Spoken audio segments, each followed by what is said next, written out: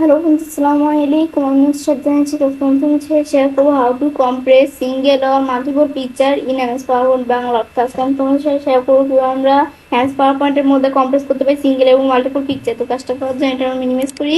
Minimise করার বিষয়টা করার ক্ষেত্রে আমরা প্রথমে এই যে পিকচার মেনু থেকে পিকচার আছে সেখানে একটা পিকচার নিব। সেই ক্ষেত্রে আমি ধরো এই পিকচারটা নিব। এখন আমরা যে পিকচারটার উপর মাউস পয়েন্টে রাখবো সেটারই কিন্তু এই যে বিষয়গুলো দেখাচ্ছে। এখন আমাদের আইটেম টাইপ কিন্তু জেপিজি ফাইল দেওয়া আছে।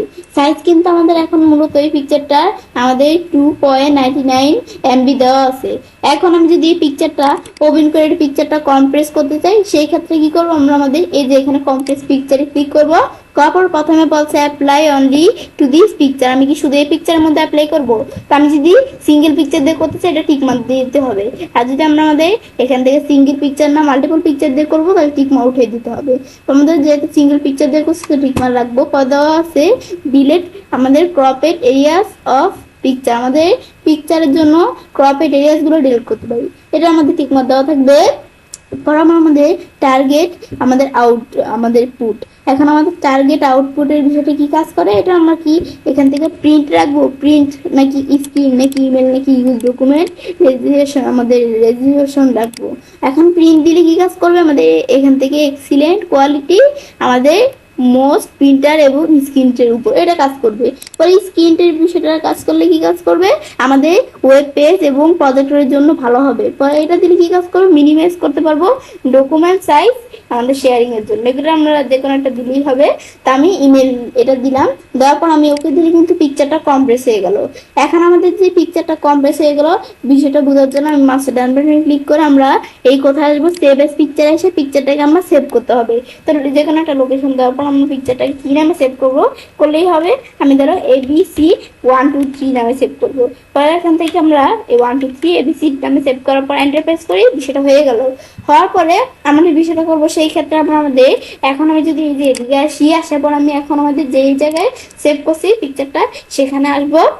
আসার পর এই যে দেওয়া আছে ABC123 এটার উপর কার্সর রেখে মাউসের ডান বাটনে ক্লিক করি। তারপর আমি যদি এখন প্রপার্টিতে আসলে কিন্তু এখন আমাদের এই যে ABC123 সেম একই পিকচারে আমাদের একই পিকচারে কিন্তু এখন কিন্তু দেখো এই পিকচারটা সাইজ আমাদের 66.3 KB হয়ে গেছে। মানে পিকচারটা সাইজ অনেক কমে গেছে। কিন্তু আগে কিন্তু আমাদের এখান থেকে আমাদের কত ছিল, আমাদের 2.99 MB কত বেশি ছিল, কিন্তু এখন কিন্তু অনেক কমে গেছে। এটা আমি দেখলাম। দেখার পর সেম আমাদের এখন মাল্টিপল পিকচার দিয়ে করার জন্য আমার এখান থেকে আমি কয়েকটা পিকচার দ্বারা ফটো অ্যালবাম করে রাখছি, এটা দিয়ে বিষয়টা দেখাবো তোমাদের। তো সেই ক্ষেত্রে কি করতে হবে, আমাদের পিকচার আমাদের বিষয়গুলা এই প্রেজেন্টেশনটা সেভ করা থাকতে হবে।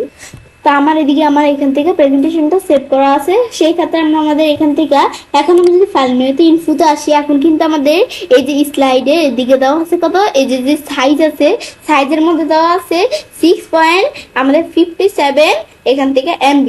মানে আমাদের এই সবগুলো ফটো সাইজ মিলে 6.57 MB আমাদের এখান থেকে আসে।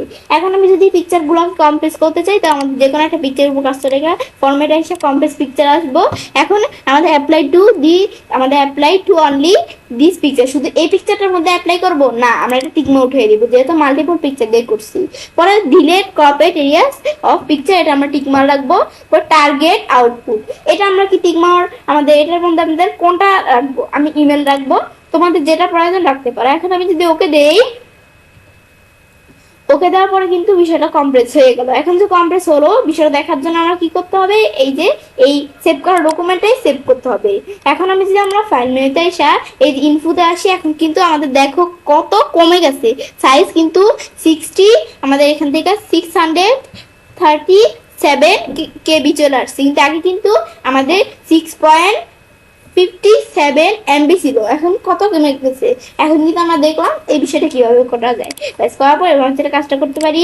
এবার আমরা খুব সহজে এমএস পাওয়ার পয়েন্টের মধ্যে কম্প্রেস করতে পারি সিঙ্গেল অথবা মাল্টিপল পিকচার। ফ্রেন্ডস, আমার আজকে ভিডিও তোমাদের ভালো লেগে থাকে আমার চ্যানেলটি সাবস্ক্রাইব, লাইক করুন, সবার সাথে শেয়ার করুন।